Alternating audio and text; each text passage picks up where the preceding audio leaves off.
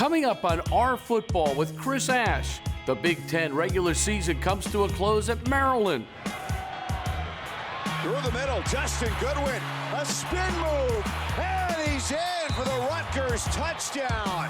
Two of the staples of the Rutgers defense, Darius Hamilton and Julian Pinnock-Odrick, finish out their careers and reflect on their experiences. And the head coach will look ahead to the future with an eye on development and recruiting. It's all just ahead on the season finale of Our Football with Chris Ash. Our next coach has to be a great ambassador for our university, someone who can lead young men, someone who will get our fans hopeful and excited again about Rutgers football. Chris Ash is the right man to lead that effort. I want to build a first-class program here. It's going to take an extreme amount of work. It's going to take a lot of the right people. Great timing, Gio! Going in the same direction. I want to build a fast, physical team that plays with relentless effort. He's going to do it! What a run by Robert Martin for the score! Tremendous enthusiasm. Taken down! What incredible effort! And plays for each other. A program that the university, the state of New Jersey, high school coaches, and high school players, they want to come here and be a part of it.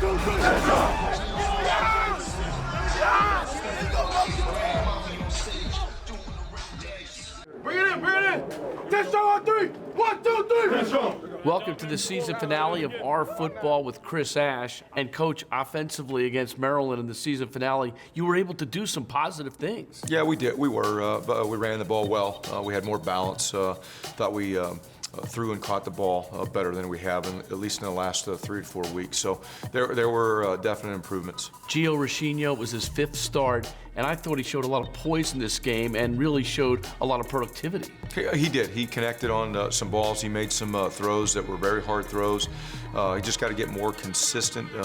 He made some dynamic throws, some really tough throws in tight windows, and then wasn't consistent with some of the easier throws that you think we should be able to make. But really pleased with Gio and the way he continued to improve and where he's at heading into the offseason right now.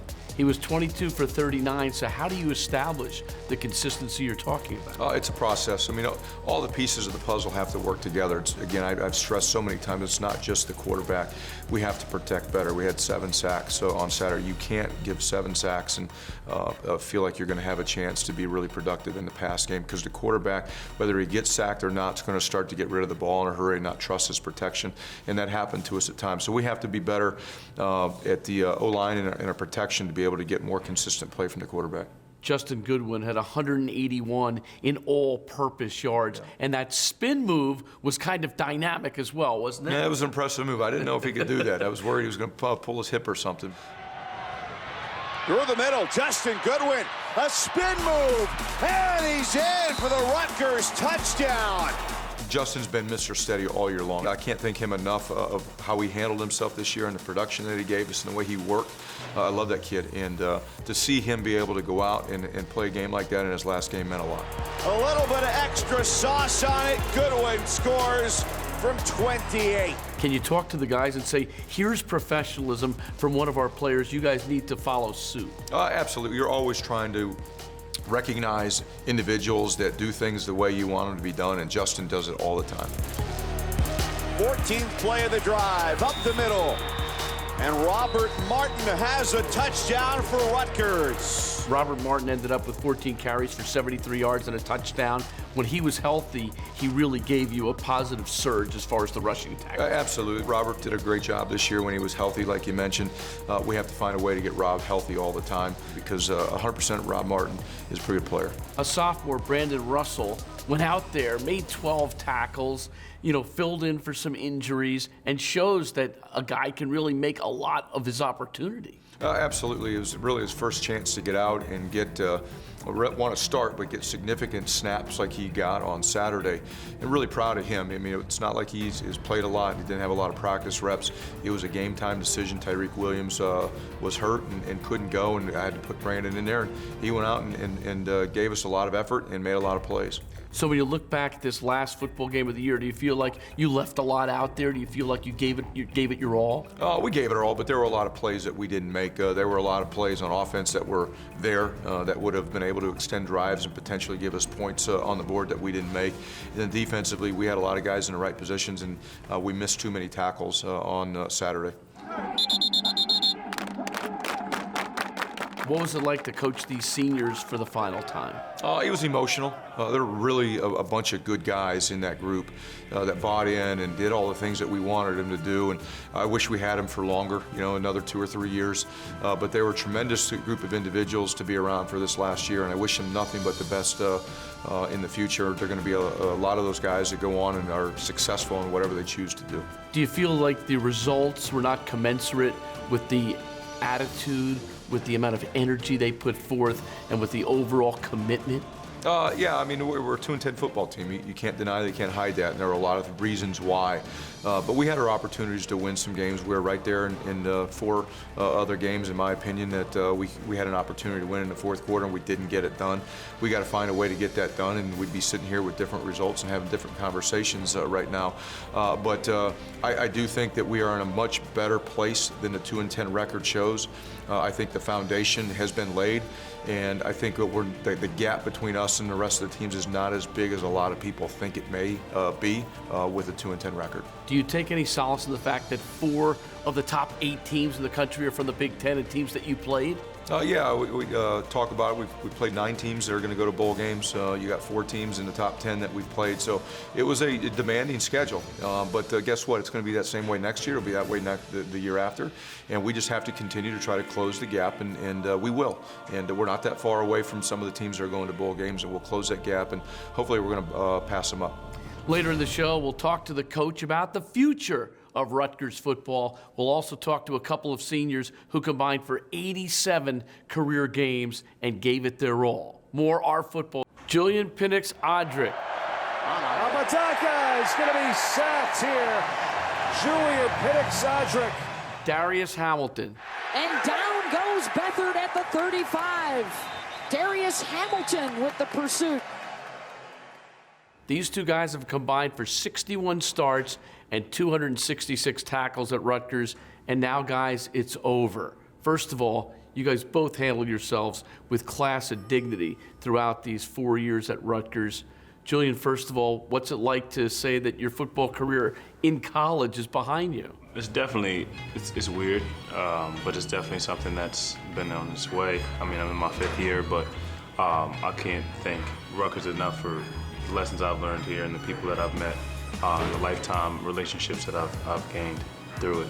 Darius, when you look back at these 5 years, how much has it meant to you as a person in terms of your development? No, it's meant a lot to me. You know what I mean? I've made relationships here that'll last me forever. It's opened up endless amount of doors and opportunities for me, that I don't think would have been opened any other way. It's been an honor to represent this university to the best of my abilities, and I've enjoyed every minute of it. Coach Ash said that you guys, representing the senior class, really set the tone for the future of Rutgers football. Do you feel that way? Yeah, hopefully. We'll find out, man. You really don't. I was telling somebody after the game, on our last game, a lot of people come up to you and tell you some things that maybe you didn't know they thought in their heads about you. Ways you've impacted or influenced them. And so it's one of those things that when you leave, you really find out how much impact you had on certain people and some of the things that you could have taught people that maybe you hadn't noticed. So hopefully I left all I could with the guys, and maybe, I learned definitely a lot from them, but if I could leave them with some of the things that I learned along the way, that would be awesome. That's all about work, you know what I mean? This is probably one of the hardest off seasons that we've had here since I've been a part of this program, and we were 2-10, so it's really about the extra work that you put in. It's not enough just to do the bare minimum. It's not enough to just do what's asked of you. You've got to go on above and beyond if you want to be successful. Julian, is this place in good hands in Coach Ash? For sure, man.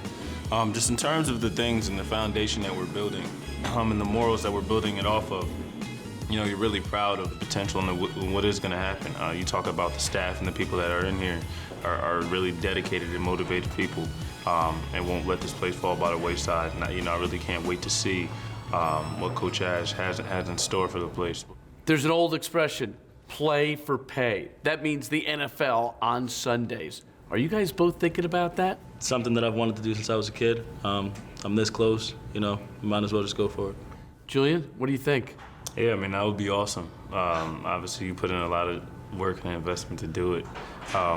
But yeah, I mean, that would be an awesome opportunity should it present itself. So you guys need to start working now to get ready for all the things that could unfold, All-Star games, Combine, Pro Day. I mean, there's a lot to work towards. What's your approach going to be, Julian? Well, right now, it's to really try to heal my body up from the season. I mean, you don't want to go into any training beat up or bruised up. You're not going to optimize it. So it's really get my body right now, figure a lot of things out, iron some stuff out, especially the week after our last game. While I have time, we're still taking classes, and then get everything moving from there once I have everything ironed out. Well, I think like Julian said, you gotta take time off. You gotta give your body a rest. I think that's very important. But yeah, it starts immediately. It's coming right around the corner, and it'll be here before you know it. So just go back to work, attack everything like you've been attacking it thus far, and just make sure that you've got the right people around you, that you remain level-headed. I know from talking to people who've gone through this process, it can be a real stressful process, but it's just about coming to work every day, man, and enjoying the process. Darius, what's your message to Rutgers fans? Just a big thank you, for everything that you guys have done for us these past 5 years. It's been an honor to represent this university, and you guys have given me memories and relationships that I'll never forget. So just a big thank you. Julian, should the fans be patient, and what would you like to say to them? They should be. They should be, because I think representing this Rutgers are something a lot bigger than what a lot of people on the outside can make it. This Rutgers R means adversity. You're gonna hit it. And we've always encountered adversity here at Rutgers, but it is what it is. And I think I've never been more proud to represent adversity in that regard, man. Not a lot of people can go through the things we go through and keep fighting. And I think there's something to be said for people who stick by that type of brand. And it's really special. And then when this place is at the top, it'll be even more special. I have one really tough question for both of you guys. Did you have fun during these years here at Rutgers? I mean, there's a lot of pressure on football players and on students today. Did you just have a good time? Yeah, I had a great time. I hope you don't have to think about that. No, yeah, I had a great time. Especially once we got our room together. Vance was waiting in the wings over here. We have Darius and Derek and a lot of other guys, man. We got to throw Sebastian in there. Just having those type of guys around you, having guys who are like-minded, and the way they work when they're in football, and the way we have fun when we're outside of here is definitely a blessing, man. I've really been blessed to have great people around me. Darius, are you smiling? Yeah, it's been a blast. We've probably had too much fun, honestly. It's really about the relationships you make. These guys have made every day easier. Even some of my toughest days, they've made easier. Just with the laughs, just with the common goals that we share. It's been a great time. Julian Pinnock-Odrick, Darius Hamilton, tremendous comportment on and off the field, representing this university throughout these 4 or 5 years with elegance, grace, and class. You guys have a lot to be proud of. Good luck, and make sure you have tickets for me when you make it in the NFL, okay? Appreciate it. More R football coming up. We'll speak to the head coach about the future of Rutgers in a moment.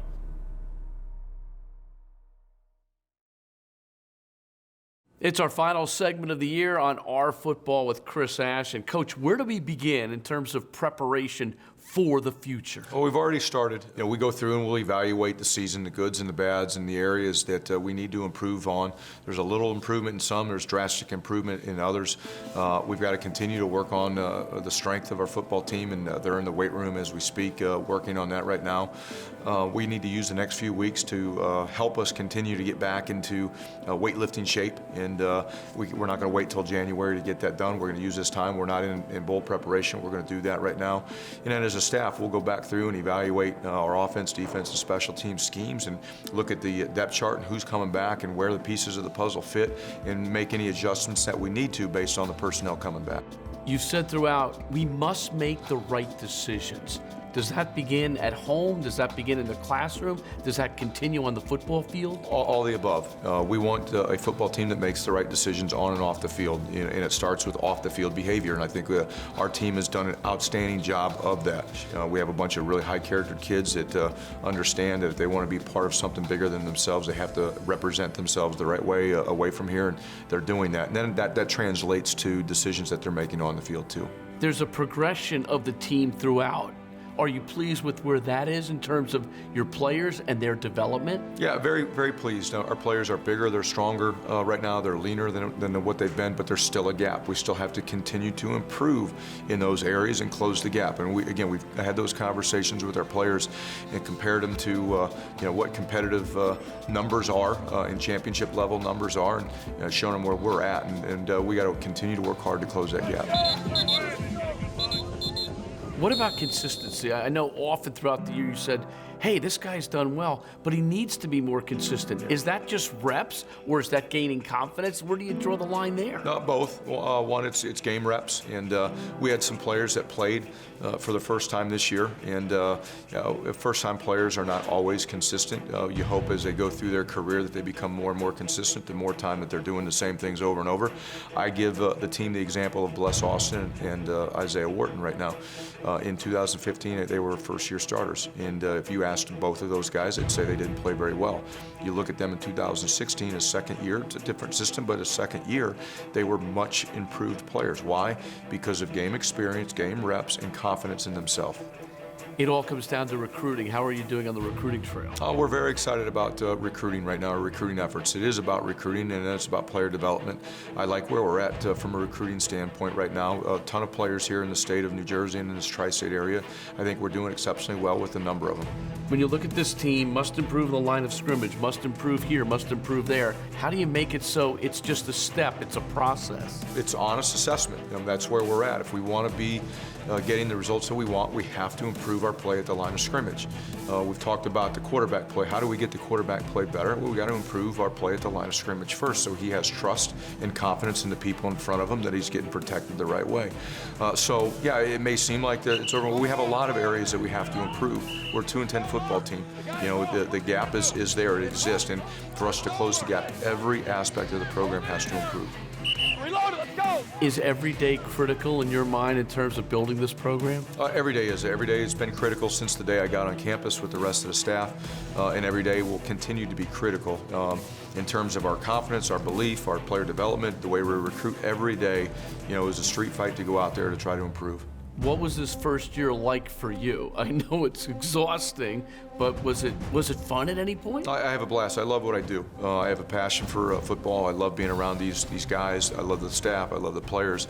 I enjoy going out to practice and watching them compete every single day. So it's been a lot of fun. Am I happy with the results? No, not one bit. And don't want to be sitting here again having these same types of results. But it is a process. It does take time. It takes a lot of effort, and it takes guts to make change and improvement the way that we want it to be made. But I love my job. I love who I'm doing it with, and I love where I'm doing it at. And finally, how proud are you preaching the Rutgers program to young kids that are coming in here, or someday you hope will come in here? Yeah, it's good to go out on the recruiting trail and be able to talk about how we're trying to build the program and the way we're investing in the players. And it's not just to make you a better football player on the field, it's to make you a better person, and it's helped to set you up for life after football. When you walk into the interview, what's the first impression that you give that guy? Being on time, good enough, guys? What do you have to be? Early. Got to be early to that interview. Okay? Enthusiasm. We talk about that all the time here. All those things combined build a comprehensive program that hopefully a lot of people understand what we're trying to do, how we're trying to do it, and want to be a part of it. Chris, what's your message, by the way, to Rutgers fans? We're making improvements, and I know it may not seem that way when you're a 2-10 football team, but we have a plan. We believe in the plan. We have to continue to work. It's going to take some time to close the gap, but the gap exists, and we understand that. We're facing reality, and we know what it's going to take to close it, and our players understand that, and we're going to work every single day to make it happen. The best thing to do is to go back to work right away, right? That's all you can do. I mean, we're not here to have a pity party. Nobody's going to come save us or change us. We're going to go back to work. We're going to keep working, and we're going to use this time that we have right now for when you'd like to be in bowl preparations. We're going to use it to develop our team, develop the coaching staff. We're a developmental program, and I've got to do a great job of developing the staff and helping the staff develop the players. Coach, it's been a pleasure working with you this year. I wish you good luck and look forward to working with you next season. Thank you, guys. It's been a lot of fun. That's it for this edition of Our Football with Chris Ash. We'll see you next year, everybody.